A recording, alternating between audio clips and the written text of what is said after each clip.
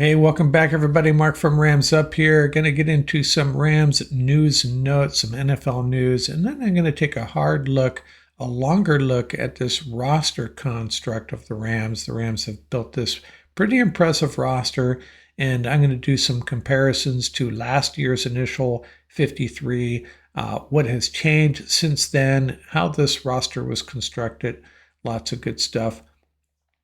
And before we get into that, there's a little bit of news we should talk about, and that is the big trade between the Packers and the Cowboys. Micah Parsons going over to the Packers for 2 first-round draft picks and Kenny Clark, the big defensive tackle, 3-time Pro Bowler himself. So he's a very good player as well, out of Rialto, California, by the way, and UCLA.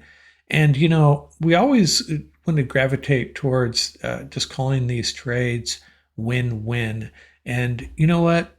I'm going to be a contrarian here, and I think this is lose-lose. And the reason I say that is, the Packers given up a very good player and 2 first-round draft picks for an explosive splash defender like Micah Parsons. I get it.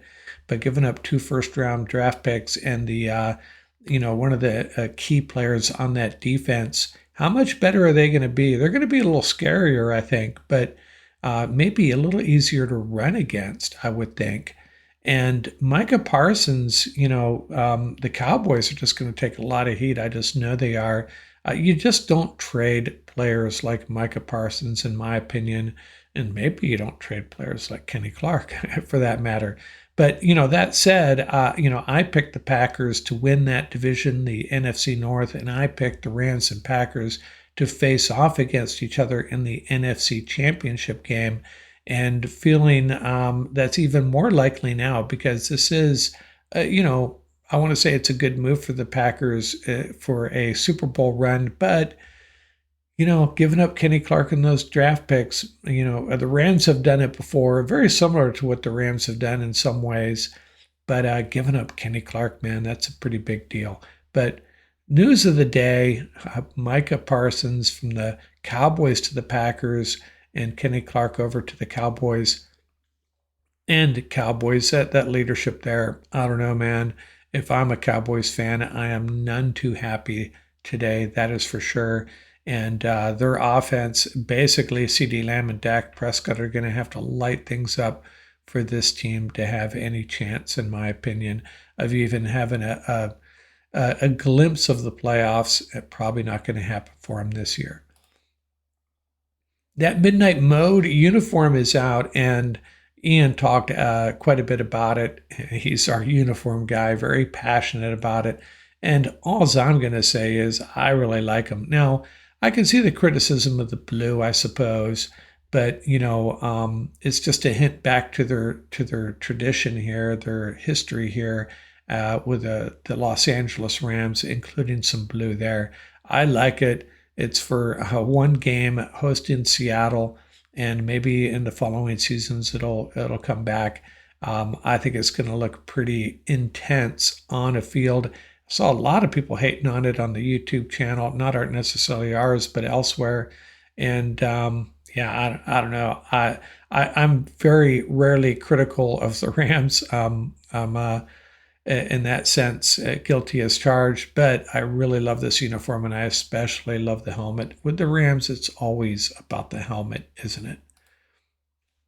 Rams announced their captains. Really no surprises. Kyren Williams and Nate Landman make appearances as first-time captains, and then returning captains, Matthew Stafford, Rob Havenstein, Kobe Turner, Quentin Lake, and Ethan Evans. A bunch of class acts there, that is for sure. Now, we're going to talk about this roster, how this roster was constructed, and the first thing I'm going to do is compare the initial 53 from last year, a year ago, to this year's 53. Let's get into that right now. First things first, we have 16 players here on the practice squad. They got the offense listed here at the top. Cody Schrader, I'm really surprised no one grabbed him. Glad to have him on this practice squad. Only got 3 running backs on the roster, so if someone gets dinged up, I'd feel pretty comfortable about Cody Schrader jumping into a backup role. And same thing with Ronnie Rivers. He's a proven commodity, and glad to see he is back. I really felt bad for him not making this roster. Remember, he had that incredibly important play against the 49ers, that fake punt that might have saved our season. Wide receiver True Edwards, I know a couple of our guests of the show really loved him, and I loved Brennan Presley. Thought he had a shot at taking a roster spot, but Xavier Smith took care of that, put that notion to bed. And then offensive lineman A.J. Arcuri, this guy is just continues to stick around. And then Wyatt Bowles, an undrafted rookie this year, another offensive lineman. And then Dylan McMahon back with the Rams. He's the guy that they picked up off the Eagles practice squad last year. And then on the defensive side, defensive tackle Jack Heflin got a little bit of experience there. The big defensive tackle Bill Norton, a big cornerback AJ Green. He's been in the league a couple years, and he's another guy that I thought had an outside shot. Cornerback Cam Lampkin came out of the gates smoking this preseason, but kind of cooled off. But he's a guy that, again, if someone gets dinged up, he could come in and he's played some good football for our Rams. Undrafted rookie outside linebacker Jamil Muhammad, inside linebacker Elias Neal, who was on the Rams' original 53 a year ago, and the two safeties, Tanner Ingle and Nate Valcarcel. Valcarcel is a guy that I was really excited about. And, last year, and we're going to talk about this in a minute, last year the Rams opened up with 6 safeties on their roster. Yes, 6 safeties. And this year, really only 4. I know they got guys like Josh Wallace that can play a couple different positions. He could play he could play safety in a heartbeat. Quentin Lake counting him as a safety. So I thought Tanner Ingle or Nate Valcarcel both had a shot. I thought it was really Valcarcel that had a leg up, and then Tanner Ingle just killing guys out there in the preseason. But he ends up coming back on the practice squad. So a pretty solid squad, well balanced, and would not be surprised if these guys, they're going to elevate some of these guys on game day. That's for sure. Wouldn't be surprised if it was Tanner Ingle at some point. He'd probably be my best guess at this point, and maybe Brennan Presley. They want to get him mixed in on kick returns. Just off the top of my head, those are some of the guys that would have. And, we only have 4 outside linebackers on this roster, so maybe Jamil Muhammad will make an appearance early in this season. So, and like I said, there could be some changes forthcoming. Hopefully, there's not changes already occurring as I'm recording this. That's happened to me many times before. I'm just going to roll with what I know now. This is our 15-man practice squad, and we'll certainly be adding another. And one guy I didn't see on this list that surprised me is Drake Stoops. Not sure what happened with him. Maybe someone else snagged him. Maybe he's a guy that's going to come back. A coach's son made some plays in the preseason as well. Now, I guess this is kind of bad news. The Eagles claim Willie Lampkin. What does that tell you about Willie Lampkin, a Eagles team that has some pretty solid offensive linemen? And the Raiders claim Brennan Jackson. And I don't think Jackson, I just sensed that he had no desire to come back on the practice squad and thought he had a good chance of getting snagged up by someone, and he did. The Seahawks claim Darion Kendrick, so he'll be on the Seahawks 53. They have a really solid secondary. It'll be interesting to see how long he sticks. And then Chris Paul was added to the Seahawks practice squad. So if nothing else, the Seahawks are getting some intelligence on their NFC West foes. But hey, it just gives you an indication of how strong this Rams roster is. Some pretty decent players getting scooped up by the opposition.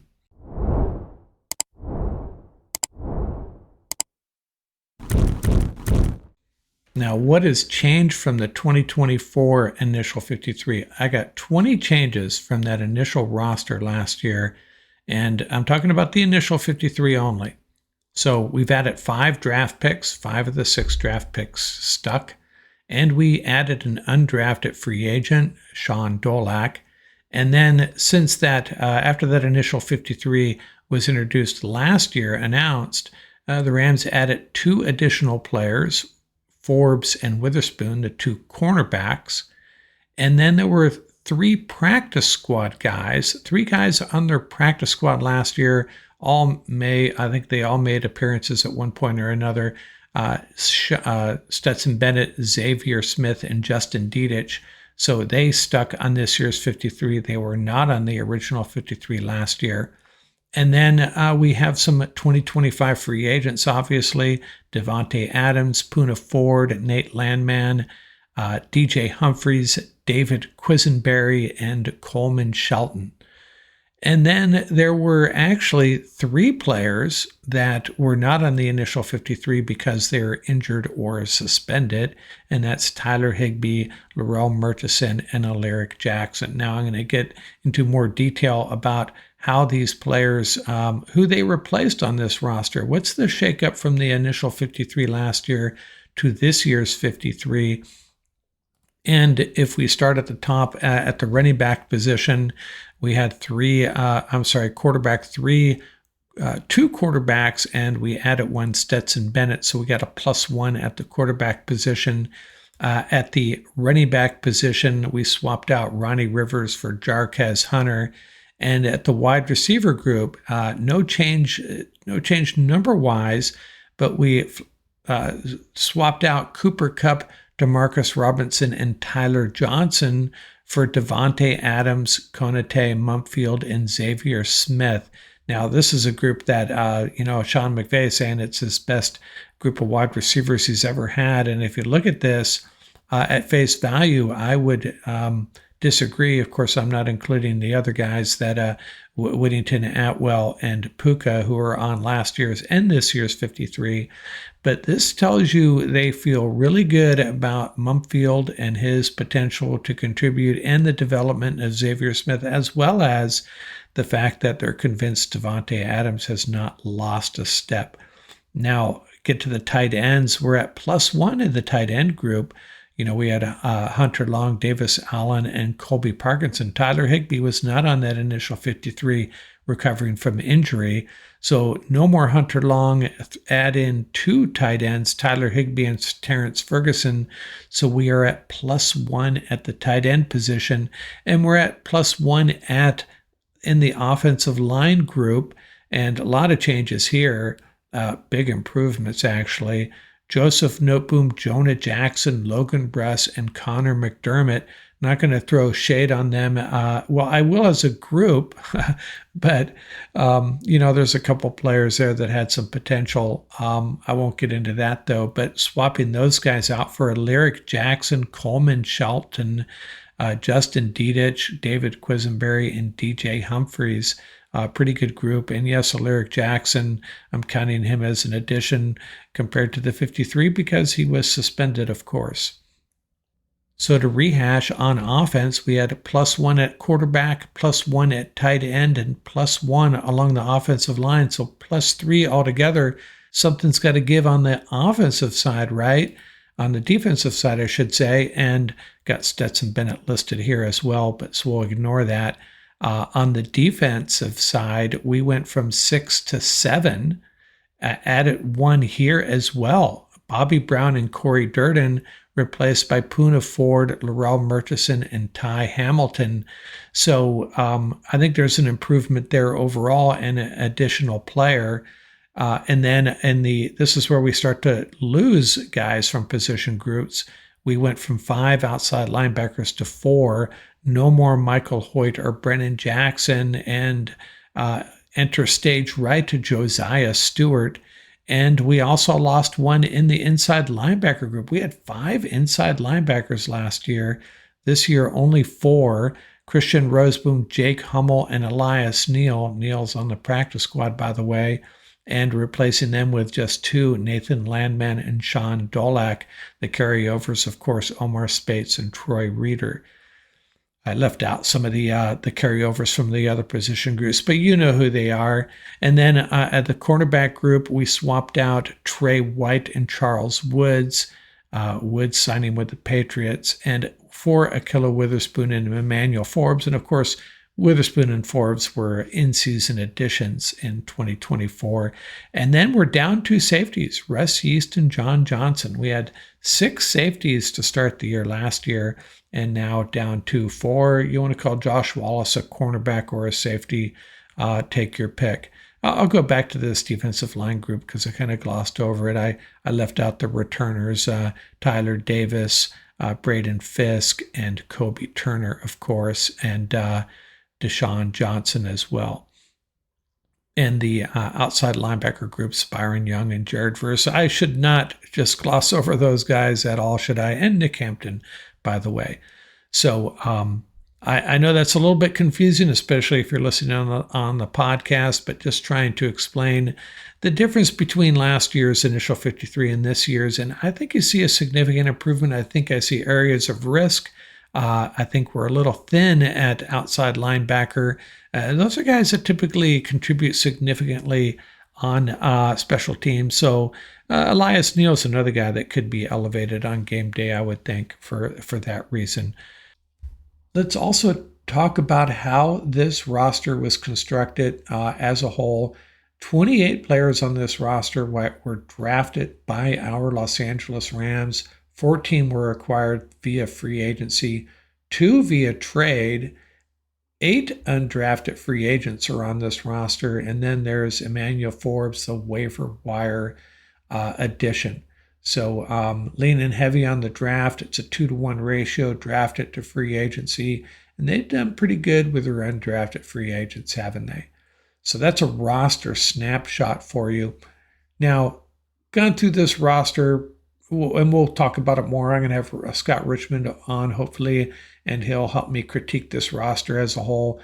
And so what's my takeaway? What are 3 things I love about this roster? Well, so wrap this up, some final thoughts. What are 3 things I love about this roster, and what are 3 things I'm concerned about? Well, the first thing I'm really happy about is there's really no weak groups, no position groups that I'm overly concerned about. Now, the inside linebacker group is probably going to be fair to Midland, maybe pretty good, and I think we're excited about that primarily because we've had some units that really struggled recently. Ernest Jones, when he was here, we had a few instances of elite play, periods of elite play from Ernest. Other than that, just some decent linebackers that kind of barely get the job done. Now we got a group that get a little bit excited about them. I don't think they're going to be great, but I think they're going to be good enough to get this team to a Super Bowl and even win it. What other groups are, maybe not elite that we've talked about the secondary a lot. I'll talk about them in a minute. Certainly not a weak group. Well, what's the weak group on this team? There isn't one. So that's one thing I love. The second thing I love is there's weapons everywhere in offense. I think our running back group is deep. We have, as Sean McVay said, perhaps the best wide receiver group he's had since he got here to LA. We got Matthew Stafford back there chucking the ball around, and Tyler Higbee and Terrence Ferguson could be quite the pair. Passing to the torch perhaps by midseason. Just a lot of weapons, and this offense needs to get rolling, though, early. It hasn't been performing at Sean McVay's standards, in my opinion. This might be the year we get back to that, though. Those games where we're scoring 28, 33 points on a regular basis. And the third thing I like is I think the secondary is primed to really make some noise. A lot of talent back there. Again, I don't know if there's any Pro Bowl players, although someone mentioned on the YouTube channel, this could be Quentin Lake's year. He might be our best candidate back there for a Pro Bowl appearance. But we got big-time playmakers like Cam Kitchens and Jalen McCullough. We got seasoned veterans like Darius Williams and Ahkello Witherspoon, Kobe Durant, vastly underrated. This is a secondary that I think with the pass rush we have could be primed to make some really big plays for this team. Now, what are my concerns Well, I'm not going to mention the quarterback's back. I am going to mention the backup tackles. Not totally convinced Lyric Jackson is going to be able to go, and if he can't, are our backups up to the task? I don't know. I certainly hope so. So I'm a little concerned about that. I think we're a little thin at outside linebacker. Four guys there, and Josiah Stewart. He's unproven. We get excited about these rookies, and we're ready to pencil them in to 3 or 4 Pro Bowls. Let's see him take some snaps first. And what we saw is promising, but when you consider he and Nick Hampton are a 3-4 linebackers, Nick Hampton not a lot of experience outside of special teams, so a little concern there. But our front two guys are going to be studs. They're not going to be out there every down, though. They can't be. So Hampton and Stewart are going to have to step up. Maybe we add a guy there. And then, the run stuffers. We added Poona Ford and Nate Landman. Sean Dolak, don't know if he's going to get on the field. He's a tackling machine. Will obviously be a good addition in run defense. But got to see it. Our run defense was gashed a lot last year, and we've made 2 changes. And, the rookie Hamilton's there as well. Are they up to the task on a regular basis? To be, if this defense is going to be a top 10 defense like Ian is demanding, basically, we got to stop the run. And hopefully they can. Until we see it, we just don't know. And teams are going to attack this defense on the ground from the get-go. I think the Rams are going to have to prove they can stop the run, and hopefully Poona and Nate and company are up to the task. I think they are, but it's fair for me to be a little concerned about that, isn't it? That's all I got this episode. We will be back soon. Hopefully, Scott Richmond, trying to reach out to him, get him on board. He'll be really good at critiquing this final roster and ready to roll. We'll get our next week. We'll start getting into the good stuff, preparing for week 1, the opener at home at SoFi with the Houston Texans. Man, it's going to be great. Out here from Rams Up.